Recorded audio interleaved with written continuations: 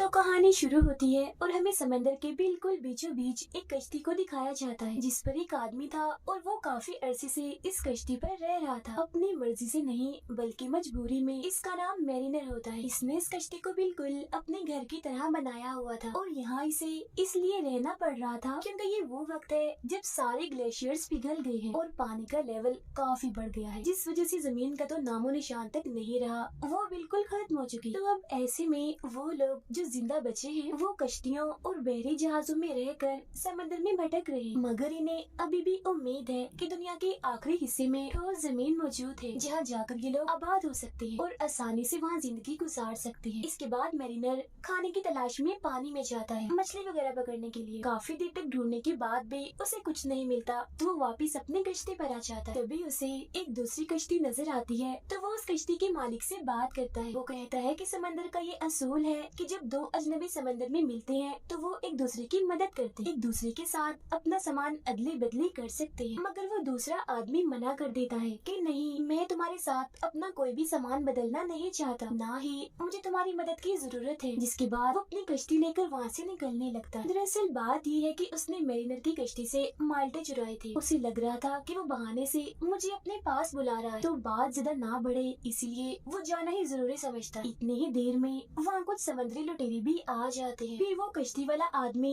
जब थोड़ी ही दूर जाता है तो मैरिनर को उसके माल्टे दिखाकर चिढ़ाने लगता है, जो देख मैरिनर को काफी गुस्सा आता है और वो अपनी कश्ती तेजी से उसके पीछे भगाने लगता है। वो उस आदमी की कश्ती पर हमला करके उसे तहस नहस कर देता है और खुद यहाँ से चला जाता है। जिसके बाद समुद्री लुटेरे भी उस आदमी के काफी करीब आ गए थे। वो उस पर हमला करके जान से ही मार डालते हैं। इसके बाद मैरिनर समंदर में मौजूद एक कबीले के पास जाता है जहाँ वो इस कबीले को दरअसल अपना सामान बेचने आया था, मगर वो लोग इसका सामान खरीदने से मना कर देते क्योंकि उसके सामान में काम का कुछ नहीं था, सब बेकार था। जिसके बाद वो उन लोगों को एक बड़ी सी बोतल में रखी मिट्टी दिखाता है, जो देखने के बाद कबीले का सरदार उसे अंदर आने का कहता है। असल में हर जगह पानी होने की वजह से मिट्टी काफी महंगे दामों बिक सकती और मिट्टी की मांग भी बहुत ज्यादा थी क्योंकि उसमें अनाज उगाया जा सकता है। उस मिट्टी की कीमत लगाई जाती है तो वो लोग मैरिनर को उसके बदले 4 सिक्के देने की बात करते हैं, मगर मिट्टी क्योंकि बहुत नायाब थी इसलिए मैरिनर उसके लिए 8 सिक्के मांगता है, जिस पर वो लोग मान भी जाते हैं और उसे सिक्के दे दिए जाते हैं। जिन पैसों को लेकर वो वहीं बनी एक दुकान पर जाता है सामान खरीदने के लिए, मगर हम देखते हैं कि वो दुकान तो बिल्कुल भी नहीं लग रही थी क्योंकि वहाँ खरीदने के लिए चंद चीजों के अलावा और कुछ नहीं था। मैरिनर वहाँ से कुछ पानी और टमाटर का पौधा खरीदता है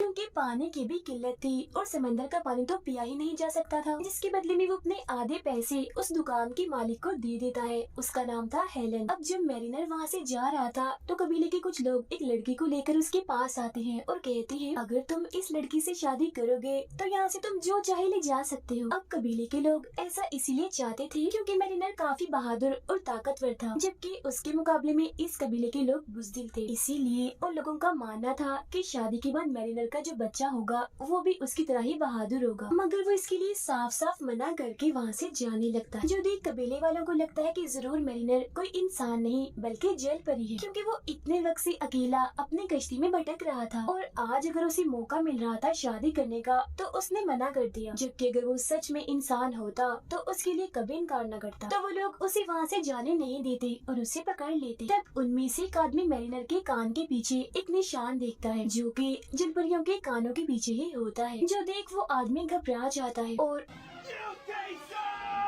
उसे पानी में फेंक देता है। जिसके बाद वो लोग उसे पानी से निकालकर एक पिंजरे में कैद कर देते हैं। वो लोग अब उसे पानी में डुबोकर मारने का सोचते हैं क्योंकि ये लोग किसी भी इंसान को मारने के बाद उसके जिस्म को खाद के तौर पर इस्तेमाल करते थे और मैरिनर को मारने के बाद उसके जिस्म के साथ भी वो यही करने वाले थे, मगर इससे पहले वो ऐसा करते कुछ समुद्री लुटेरे इनके कबीले पर हमला कर देते हैं। तब हड़बड़ी में सब लोग इधर उधर भागने लगते। अब ये कोई मामूली लुटेरे नहीं थे बल्कि काफी खतरनाक और अमीर थे क्योंकि इनके पास काफी बड़े बड़े और महंगे हथियार थे। इसके अलावा उड़ने वाले कुछ जहाज भी थे जो कि इस वक्त में किसी के पास भी नहीं थे। वो लोग अपने हथियारों से कबीले पर लगातार गोलियां चलाते हैं, जिस वजह से उस कबीले का बुरा हाल हो जाता है। वहाँ धुआं उठ रहा था, सब कुछ टूट गया था, पूरी तरह कबीला तहस नहस हो चुका था। फिर जब वो दुकान की मालिक हेलन मैरिनर को डूबते हुए देखती है तो उसके पास आती है और उसे कहती है, मैं तुम्हें बचा सकती हूँ, मगर इसके लिए तुम्हें मुझे अपने कश्ती पर ले जाना होगा, जिसके लिए वो मान जाता है। तब फौरन ही हेलन पिंजरे का ताला तोड़कर उसे बाहर निकाल देती, जिसके बाद वो हेलन और उसकी बेटी को वहाँ से निकाल कर अपनी कश्ती में ले आता है। अब यहाँ हमें पता चलता है कि हेलन की बेटी की कमर पर एक टैटू है जो कि दरअसल एक आइलैंड का नक्शा है और ये वो जगह है जहाँ ठोस जमीन है और ये लोग वहाँ आबाद हो सकते हैं। यहाँ हमें ये राज पता चलता है कि मैरिनर सच में एक जल परी ही है, इसीलिए वो पानी में सांस भी ले सकता है। वो हेलन से कहता है कि तुम या तुम्हारी बेटी में से किसी एक को मरना होगा, क्योंकि हमारे पास पीने के लिए पानी बहुत ही थोड़ा है और अगर तुम दोनों में से कोई एक ना मरा तो प्यास की वजह से हम तीनों ही मर जाएंगे। ये सुनकर हेलन काफी परेशान हो जाती है, पर वो कैसे भी करके मैरिनर को मना लेती है खुद को और अपनी बेटी को जिंदा रखने की।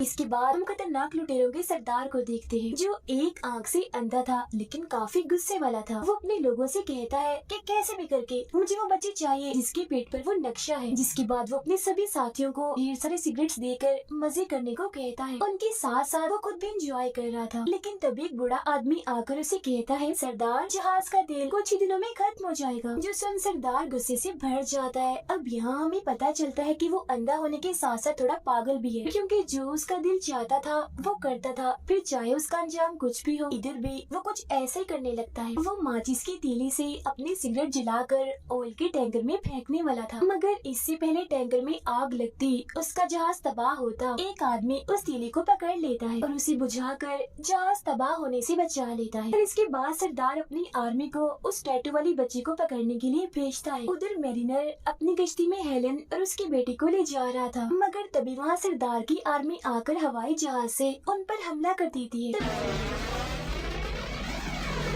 उनसे लड़ने के लिए हथियार लाने के लिए मैरिनर अपने कश्ती के नीचे वाले हिस्से में जाता है। ये देख हेलन को लगता है कि शायद मैरिनर हमें छोड़कर भाग गया है, इसीलिए वो खुद ही एक हथियार से उन लोगों के जहाज पर हमला कर देती है। जब जैसे ही तीर उनके जहाज पर लगता है तो वो तबाह तो नहीं होता, बल्कि रस्सी उस जहाज पर अटक जाती है, जिससे अब लुटेरों का जहाज उनकी कश्ती के चारों तरफ घूमने लगता है। मगर तभी वहाँ मैरिनर आकर कैसे भी करके उस रस्सी को काट देता है, जिससे लुटेरों का जहाज आजाद होकर वहाँ से चला जाता है। अब ऐसा करके हेलन ने उस हथियार का एक तीर गवा दिया था, इसीलिए मैरिनर उस पर और उसके बेटे पर काफी गुस्सा करता है। सजा देने के लिए वो उन दोनों के बाल काट देता है, जिसके बाद वो दोबारा से अपना सफर शुरू कर देते हैं। वो लोग आगे बढ़ ही रहे थे, मगर तभी उन्हें पानी में एक जहाज दिखाई देता है, जिसे देखकर हेलन कहती है, हमें उस जहाज पर जाना चाहिए ताकि वहाँ से हमें खाने पीने के लिए कुछ मिल सके। अब हालांकि मैरिनर उस जहाज पर जाना तो नहीं चाहता था, मगर वो हेलन की बात मानकर जहाज के मालिक के पास जाता है।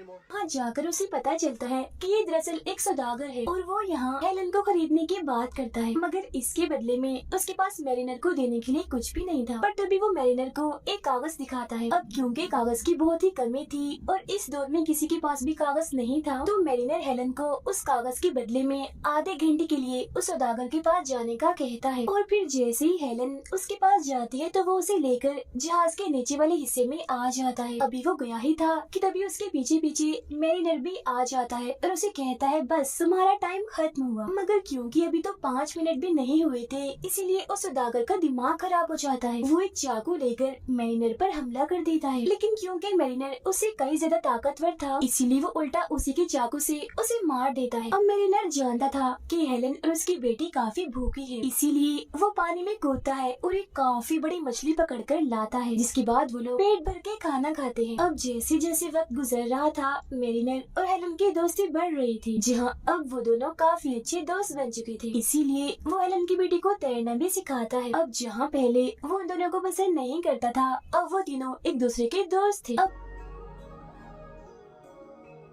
इसी तरह एक दिन मैरिनर देखता है कि एक और कश्ती है जो उनकी कश्ती के पीछे है। अब उसे तो कुछ भी समझ नहीं आती कि ये कश्ती किसकी है, मगर जब हेलन उस कश्ती को देखती है तो वो समझ जाती है कि ये समुद्री लुटेरों की है। वो इस बारे में मैरिनर को बताती है और ये भी कि ये लोग मेरी बेटी को लेने आए हैं, क्योंकि उसकी पीठ पर एक ठोस जमीन का नक्शा है जो एक आइलैंड है। जो सुन मैरिनर कहता है, मैं नहीं मानता, ये नामुमकिन है, क्योंकि पूरी दुनिया तबाह हो गई है तो ये जमीन कैसे हो सकती है। जिस पर हेलन कहती है, ये बात सच है, ये जमीन सच में मौजूद, क्योंकि जब ये बच्ची मुझे मिली थी तो उसके हाथ में मिट्टी थी, तो तुम खुद अंदाजा लगाओ कि मिट्टी तो सिर्फ जमीन पर ही मिल सकती है ना। तब यहाँ ये राज खुलता है कि वो बच्ची हेलन की अपनी बेटी नहीं है, बल्कि वो उसे पानी में मिली थी जब वो डूब रही थी, और तब हेलन ने उसकी जान बचाई थी। अब हेलन की ये बात सुनकर मैरिनर को काफी गुस्सा आ गया था, इसीलिए वो हेलन को एक सबमरीन में बंद करके पानी की गहराइयों में ले जाता है। सबमरीन दरअसल एक छोटी कश्ती होती है जो हर तरफ से बंद होती है और सिर्फ समंदर की गहराइयों में जाने के लिए ही इसका इस्तेमाल किया जाता है। अब पानी की गहराइयों में आकर हेलन देखती है कि यहाँ नीचे आलीशान इमारतें हैं जो सब कुछ तबाह होने से यहाँ डूब गई हैं। फिर जब ये लोग वापस ऊपर आते हैं तो देखते हैं वो समुद्री लुटेरे इनके काफी करीब आ चुके हैं। वो इनकी कश्ती पर आकर दोनों को पकड़ लेते हैं। सरदार इनसे पूछता है, वो बच्ची कहाँ है जो तुम्हारे साथ थी। अब क्योंकि सच में वो बच्ची के बारे में कुछ नहीं जानते थे, इसलिए वो कहते हैं हमें नहीं पता इस बात। ये सुनकर सरदार को गुस्सा आ जाता है, इसीलिए वो उन दोनों को मारने का हुक्म दे देता है। अब हम बच्ची को देखते हैं जो और कहीं नहीं बल्कि इसी कश्ती के नीचे छुपी हुई थी। वो उन दोनों को मारने वाली बात सुनकर ऊपर आ जाती है, जिसे देखकर सरदार फौरन ही उसे पकड़ लेता है। अब उसे बच्ची भी मिल गई थी, मगर अभी भी वो अपनी बात पर कायम रहता है, यानी वो मैरिनर और हेलन को फौरन मारने का कहता है। मगर इससे पहले वो लोग इनके साथ कुछ करते, मैरिनर हेलन को लेकर पानी में कूद जाता है। वो लोग उन पर गोलियां भी चलाते हैं, मगर वो कैसे भी करके बच जाते हैं।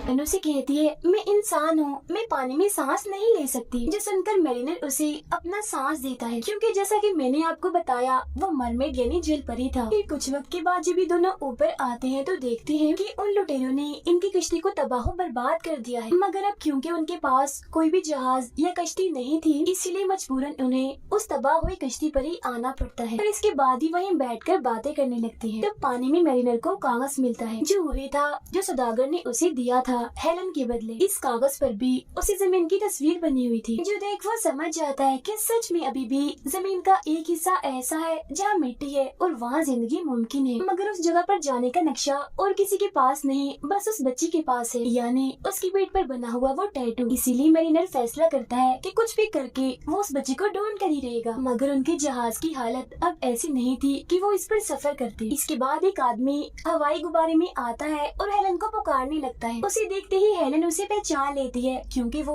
उसकी कबीले का ही था। तो अब वो उन दोनों को अपने गुब्बारे में बैठा लेता है, जिसके बाद वो उन लुटेरों को ढूंढने के लिए निकल जाते। काफी देर ढूंढने के बाद मैरिनर को उन लुटेरों का जहाज मिल जाता है, जहाँ वो छुपते छुपाते उस जहाज में चढ़ जाता है। जिसके बाद वो सरदार के सामने जाता है और कहता है कि उस बच्ची को हमारे हवाले कर दो, मगर वो बच्ची देने से साफ साफ मना कर देता है। अब इनकार सुनकर मैरिनर अपने साथ लाया हुआ बॉम्ब वहाँ पड़े तेल के टैंकर में डाल देता है, जिस वजह से वहाँ काफी बड़ा धमाका हो जाता है और काफी सारे लुटेरे मारे जाते हैं। इसके बाद मैरिनर बच्ची को ढूंढने लगता है, मगर सरदार बच्ची को लेकर एक हवाई जहाज में बैठकर वहाँ से जाने लगता है। मगर इससे पहले वो बच्ची को वहाँ से लेकर जा पाता, मैरिनर सिर्फ अपने हाथ से हमला करके जहाज रोक देता है, जिससे अब उसका जहाज भी तबाह हो गया था। तभी यहाँ गुब्बारे में बैठा आदमी और हेलन यहाँ पर आ जाते हैं और रस्सी के सहारे मैरिनर और बच्ची को ऊपर खींच लेते हैं। तो वो लोग देखते हैं कि लुटेरों के जहाज में एक काफी बड़ा धमाका हो गया है, जिससे बचे हुए सारे लुटेरे भी अब मारे जाते हैं। तभी हम देखते हैं कि लुटेरों का सरदार अभी मरा नहीं है, बल्कि वो अभी जिंदा है, जो मैरिनर पर गोली चलाता है। अब वो गोली मैरिनर को तो नहीं लगती, मगर हड़बड़ी में बच्ची उस गुब्बारे से गिर जाती है। अब बच्ची को पकड़ने के लिए मैरिनर अपनी 3 कश्तियों को भेजता है, मगर इससे पहले वो बच्ची को पकड़ पाते एक वक्त पर रस्सी के सहारे लटक कर मैरिनर उसे बचा लेता है। जिसके बाद तीनों कश्तियाँ एक दूसरे के साथ टकरा कर तबाह हो जाती है और आखिरकार उनकी भी मौत हो जाती है। एक कश्ती पर सरदार भी था, तो अब उसका भी खेल खत्म हो गया। इसके बाद हम देखते हैं कि हेलन के साथी को नक्शा देखने आता था। वो बच्चे की पीठ पर नक्शे के जरिए उस जगह पर पहुंच जाते हैं जहां जमीन है। वो लोग यहाँ आकर बहुत खुश हो जाते हैं। उन्हें यहाँ एक झोपड़ी भी मिलती है जिसके अंदर जैसे ही वो जाते हैं तो उन्हें यहाँ 2 कंकाल इन्हें ढांचे मिलते हैं जो और किसी के नहीं बच्चे के माँ बाप के थे, क्योंकि ये झोपड़ी उसी की थी। यहाँ वो टैटू वाला हथियार भी था जिसकी मदद से उसके माँ बाप ने बच्चे के पीठ पर टैटू बनाया। इसके बाद मैरिनर इन तीनों को वहीं छोड़कर अपनी कश्ती लेकर पानी में चला जाता है, क्योंकि अब उसे पानी में रहना ही पसंद था। जिसके बाद हेलन और वो बच्ची उसे जाता हुआ देखते हैं और इसी के साथ ये फिल्म यहीं पर खत्म हो जाती है।